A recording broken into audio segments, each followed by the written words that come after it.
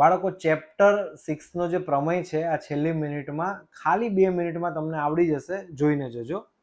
જો તમારે કાલ એક્ઝામની અંદર સૌથી પહેલા નામ આપવાનું છે એનું ત્રિકોણનું એબીસી, બરાબર. વચ્ચે આપણે એક લાઈન કરી દો, અહીંયા 2 ચોકડી કરી દો. તમને એકદમ ઇઝી મેથડથી સમજાવું છું. અહીંયા આપણે સમજી લો, આપણા NM યાદ રાખી લો, અહીંયા યાદ રાખી લો ડી અને ઈ. ઓકે, હવે હું તમને એક ટેબલ સમજાવું છું. 4x4 નું ટેબલ છે.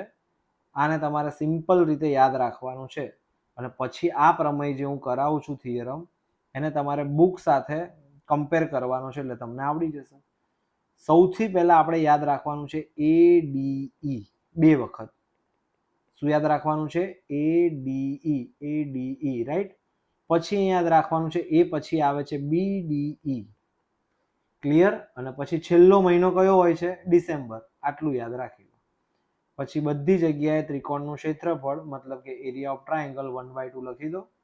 લખ્યા પછી હવે અહીંયા તમને સમજાવું છું, કટકા અપોન કટકો મતલબ AD upon DB, AD upon DB બધું જોઈને જ લખવાનું છે. AE અપોન EC,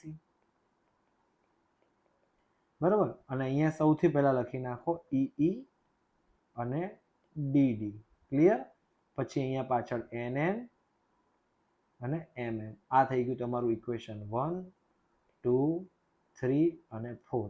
આટલી આકૃતિ અને આ ટેબલ, આ બંને તમે સાથે રેડી કરીને જશો એટલે આખો તમારો પ્રમેય અહીંયા તૈયાર થઈ ગયો. આટલું કોષ્ટક યાદ રહેશે એટલે તમે આખો થિયરમ એટલે કે પ્રમેય લખી શકશો.